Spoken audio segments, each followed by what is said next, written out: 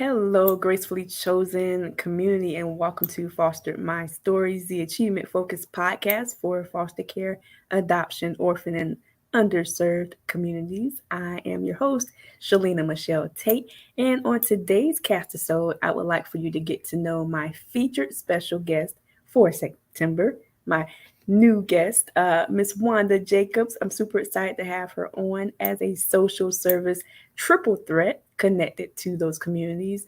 Wanda, thank you so much for taking time out of your schedule to be here today.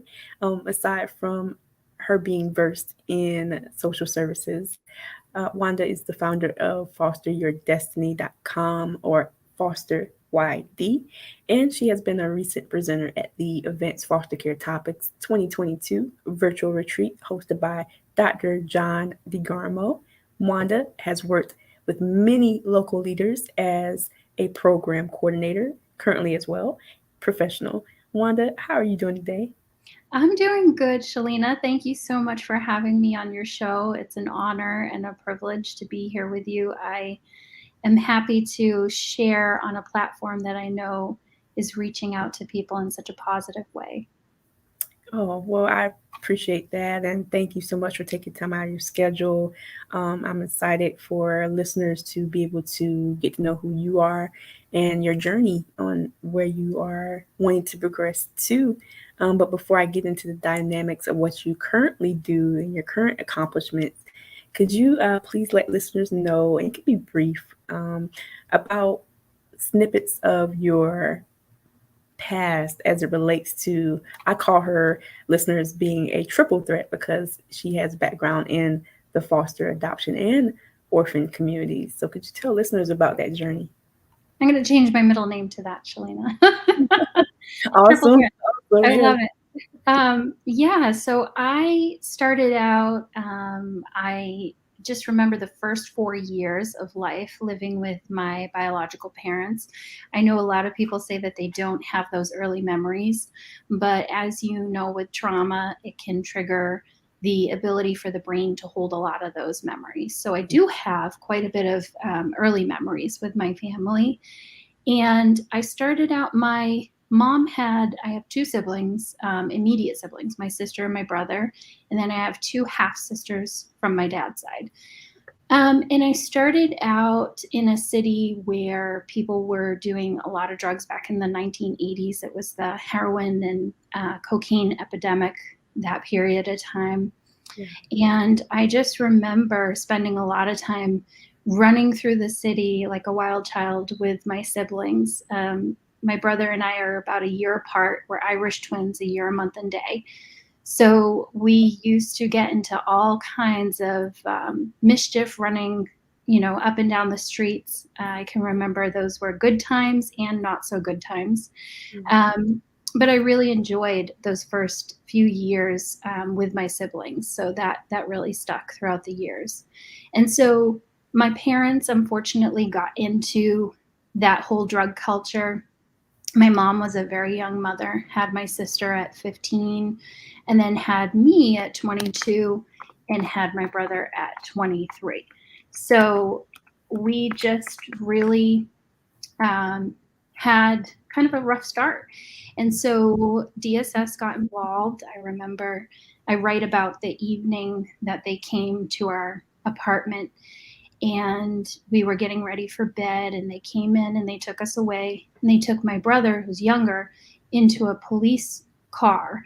And that was very traumatic for him. And I was trying to, of course, as his older sister, protect him at the time. And so that left kind of that survivor's guilt, not being able to protect my little brother. And so from there, we went to 13 foster homes in the first few months that we were in care. It was before my 5th birthday. And so it was very interesting. I understood at 4 years old that we had been taken out of the home, but I didn't quite understand that whole journey and the process and everything that was going on at the moment. And nobody was explaining it. So I remember ending up at one amazing foster home with multiple teenagers. And it was a fun experience because I know a lot of people talk about the negatives of foster care, and those are there too. Those are part of my story. But I just went through and had some really great people in my life along the way, including that one foster home that made a difference. The teenagers told me, someday this will not be your experience. Someday you'll be older like us and you'll be able to make your own choices and decisions. Yes. So that stuck. Yes. Yeah. Yes. Thank you, Wanda, so much for sharing that, and also highlighting that there could be positive memories as well. And you're so right. A lot of times, because of I call it, well, statistics, and I want you to share with listeners what you call it. But because, Yes. yeah, because of statistics, those communities get put in a box and a label and assumption as far as only the negative. So I'm so glad that you highlighted that there can be good memories as well. I'm so happy to hear that there was a home that was a good memory for you, and also some people there that was able to encourage you for your future. And it's rare because in those situations you don't always see or hear things that are positive. So thank you so much for sharing that, Wanda. So progressing there, and then with the home. So the home you were in, was that a foster home or was that an orphan situation? So that situation was a foster home. So we were taken out of the home. I was 4, Okay.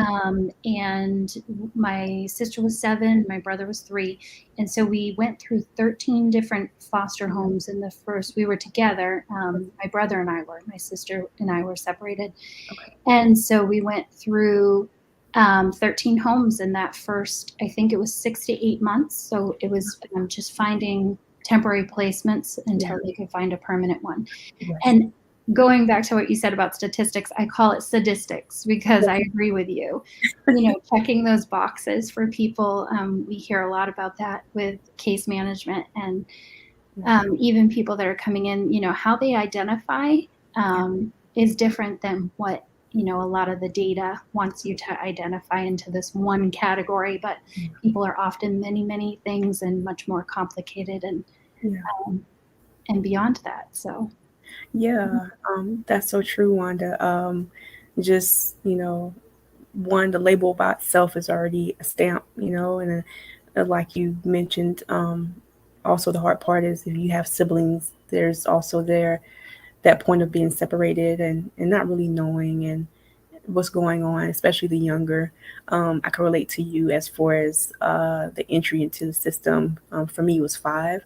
So I feel like the younger, the more easier the transition because we don't know or did not know the reasoning behind why we were getting shuffled around. It's just, it became our journey. So thank you for sharing that. I'm glad to hear, despite the separation of not being with all your siblings at one point, I am still glad to hear you was with some of your siblings as well. I feel like the more siblings, the more separation. I was the oldest out of 7, so I understand. And a lot of them weren't born yet. Some of them were still little. So Wow. yeah, I understand that point. Um, Going through that foster home, that was like a great bond for you. And then you mentioned 13 placements. That's very common as well, listeners, because um, respite care, it could be like a respite care situation where the youth is placed, siblings are placed for a temporary stay until they can be placed into more permanent or more a stable situation as far as a home care provider. Um, when when you were transitioning and you got to that foster placement, how long were you there before you had to kind of like transition from there? Were you there for a couple years, or what was your situation? So we went through all those homes, and then right before my 5th birthday, there was a woman who came to my last placement, and I had really gotten, used to the family. It was right around Christmas time. I was so Yes. excited. Yeah. And so she showed up and she said, "I'm actually going to be your next foster mother." Uh-huh. And that was all the explanation I had. My bags were packed for me. My doll was there on top of the suitcase. Um, And I had meanly trash bags, just one little tiny brown suitcase that they gave me, and the rest was trash bags. So Um, I remember rolling away in her old station wagon, one of those, we call them grocery getters. Yeah. And I just fell asleep in the back as she was explaining to me how her home was. Yeah. She was kind of telling me a little bit more about what we were going to be doing that day. Okay. She had to go grocery shopping, do things like that.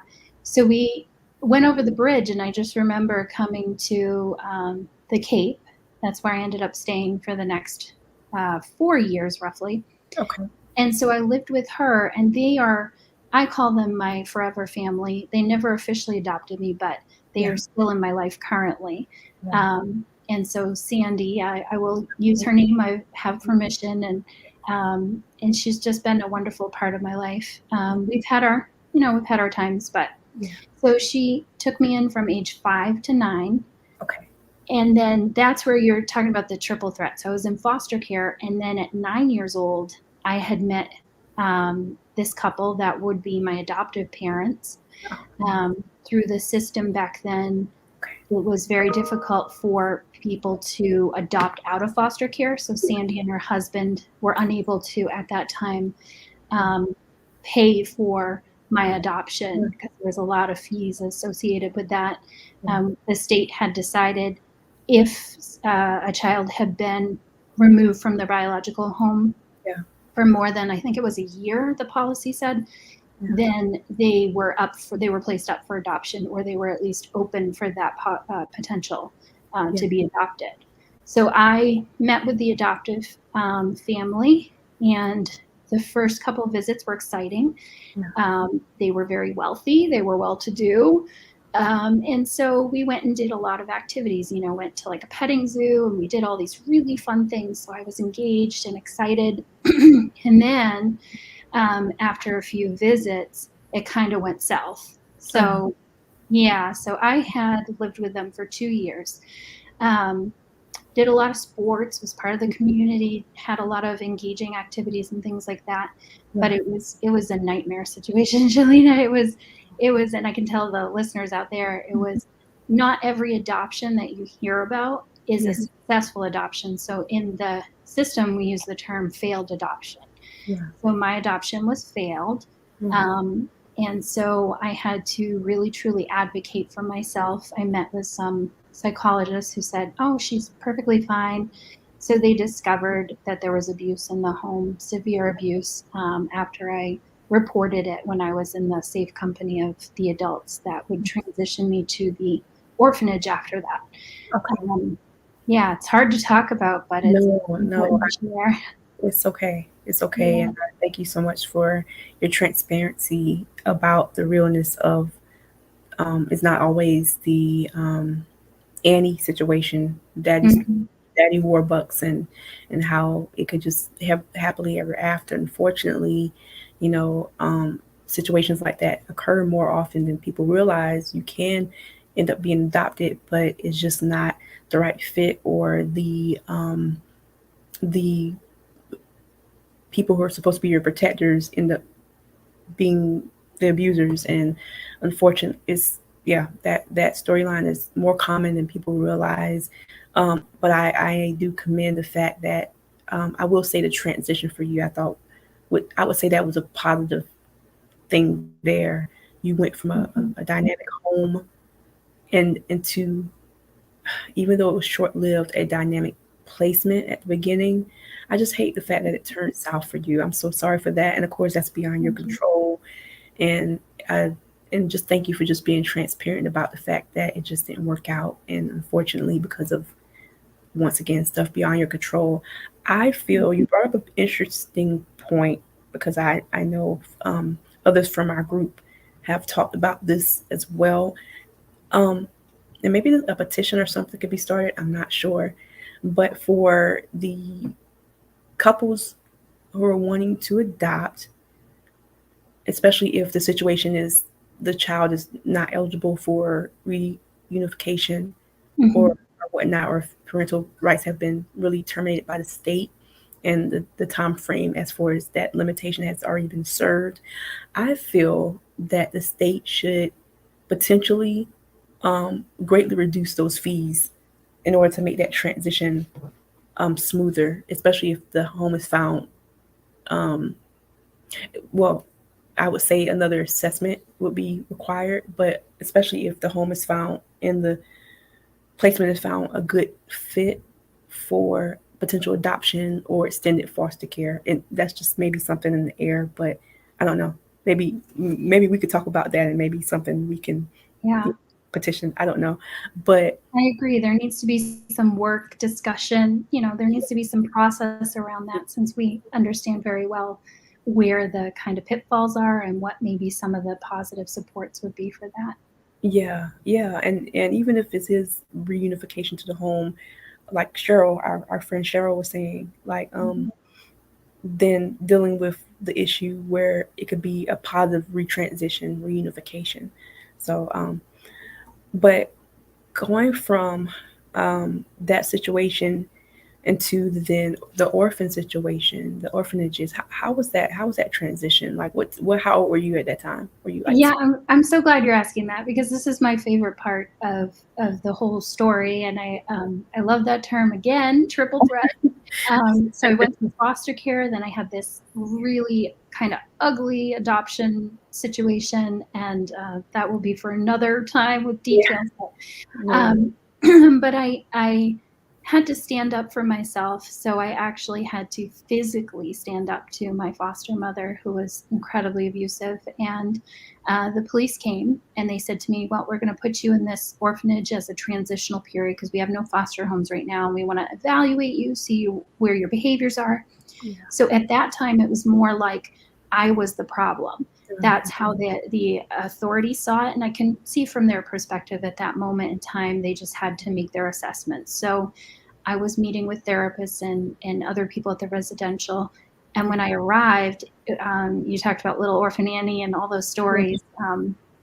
It was very much like that situation in a funny way, because I was looking for the Miss Hannigan and there wasn't one. Yeah. Thankfully, there was a bunch of wonderful staff who were from very diverse from all over the country. Oh, that's great. Some people from even across the world who came here to do their residencies for social work at the local colleges. So um, they would be staffing the kids. We had different teachers throughout the week.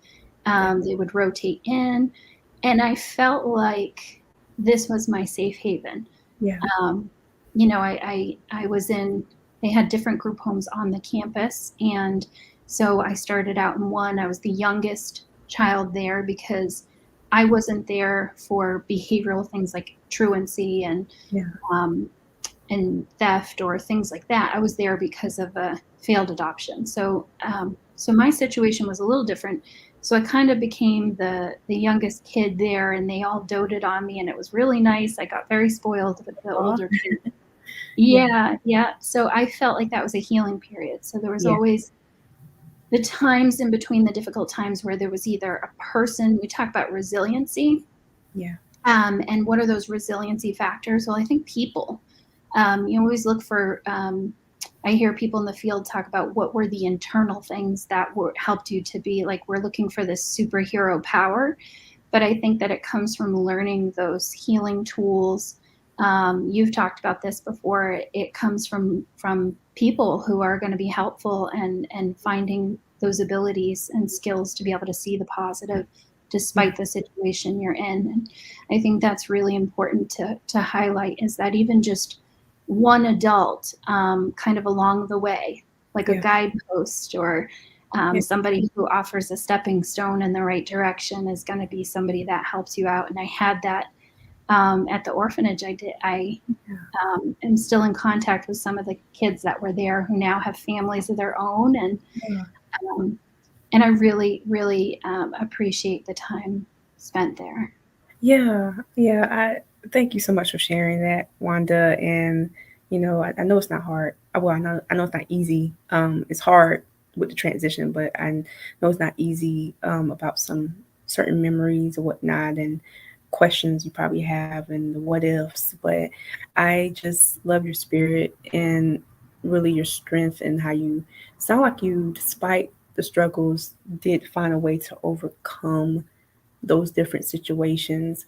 It's sounding to me, correct me if I'm wrong, did you transition alone? Like once you went to that home that would have been adoption, it was just you. So you were kind of then separated from your siblings.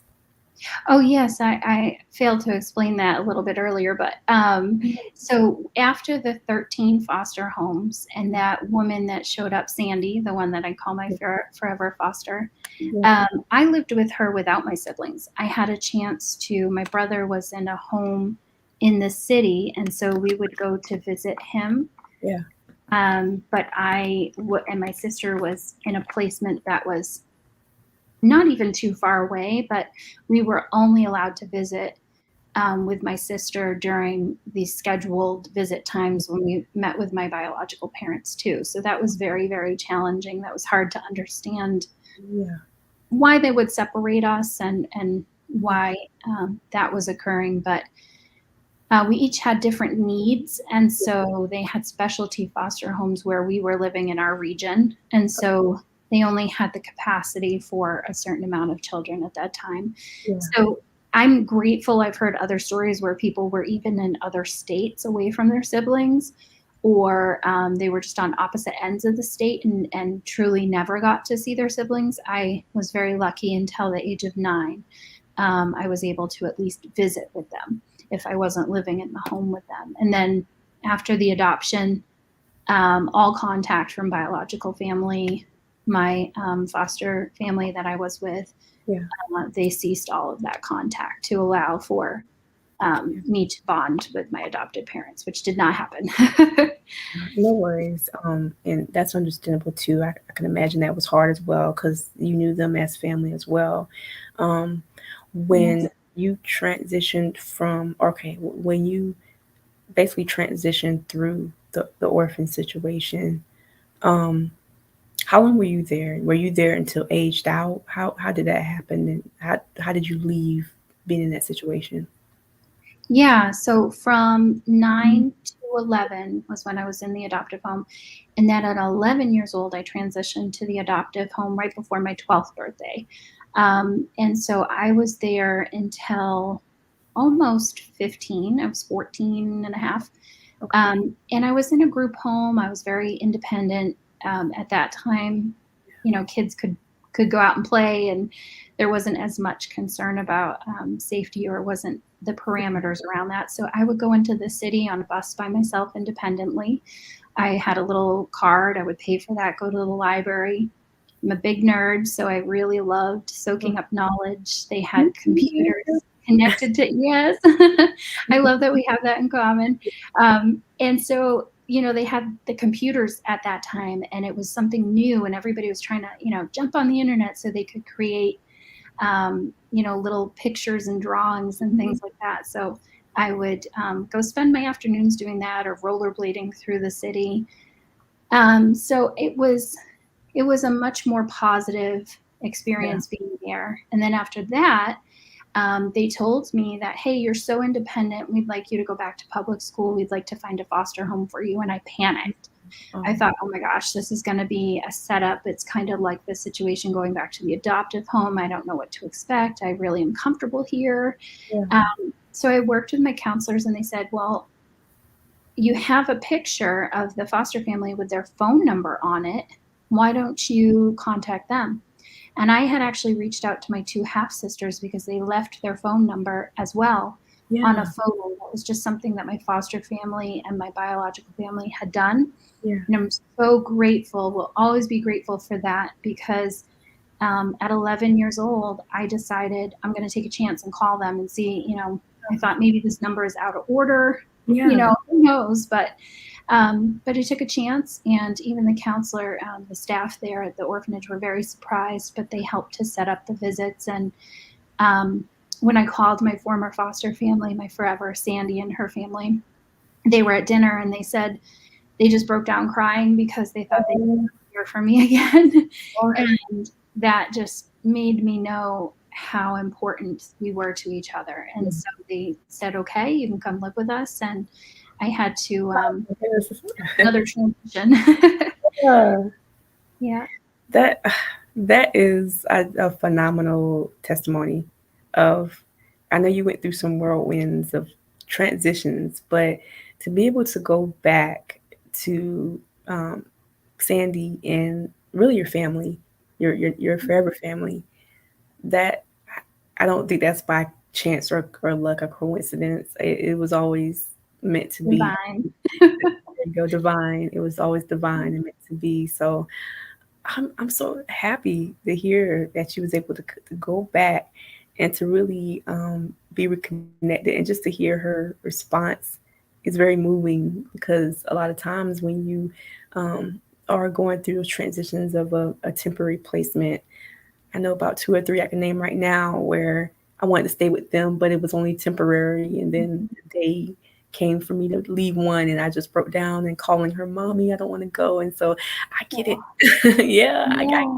You I get attached a little bit, even if you're yeah. a lot of people talk about, like, not getting attached, Oh like, my "Oh, God. Uh, I just didn't have the feelings." oh yeah. You're a kid, of course you get comfortable and you feel Mhm. safer, and you don't know what's around the corner, so, Exactly, oh. exactly. And so I'm so happy.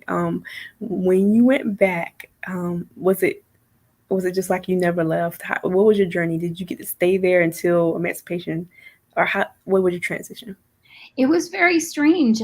Going back, it did feel, for me, they were in my life during some crucial years. So from age 4 to 9, Okay. well, just about 5. I think it was 2 months before my birthday when I first started with them. So I had a good 4 years with Okay. them. But those were crucial years where it felt like they were really my parents. Okay. Even though I was visiting with my bio parents referred to them as my parents. So we had all kind of had that natural agreement, Yeah. um, just because it was comfortable, and we kind of fell into that rhythm of their mom and dad one, Yeah. and then I have mom and dad too. And um, hard enough for kids having one set of parents, and then you have two, and you have different rules, and Yeah. so that was kind of interesting dynamic. But when I came back to them, I was looking at starting in high school, Yeah. and I had to teach myself at the orphanage. We had workbooks much similar to homeschooling. Okay. We had teachers the first year, but after that, the next few years, it was all self-taught, any middle Wow. school. So I was a little bit behind, and the public school said to Sandy, excuse me, she said, I don't think that that she'll be able to catch up. And she said, well, we'll put her in a primary school. And again, this was a behavioral school for kids that were truant and acting out. So I ended up really helping my peers, and kind of that's where I fell in love with helping other people. Yeah. Can you? Uh-oh. Can you hear me? No.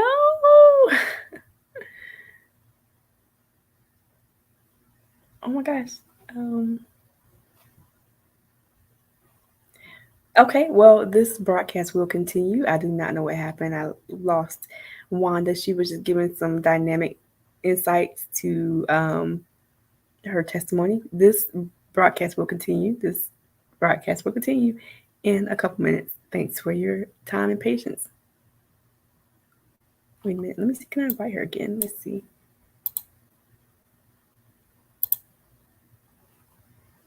Super weird. Let's see. Um,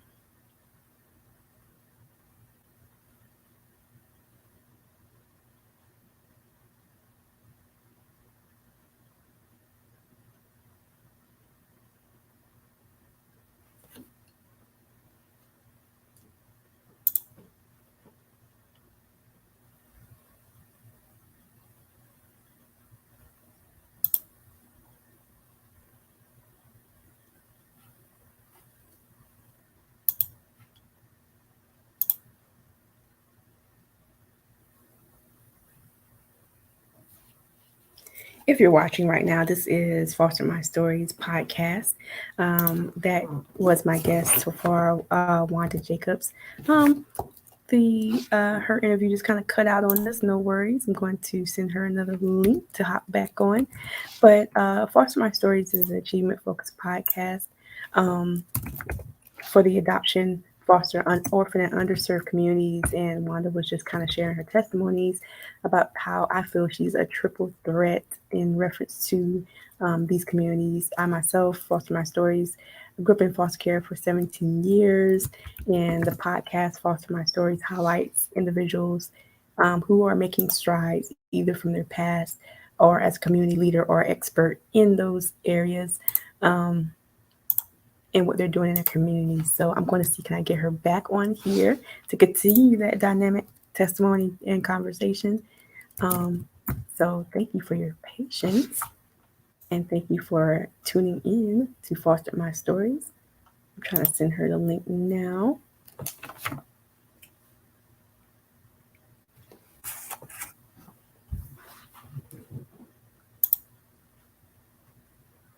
And we will return.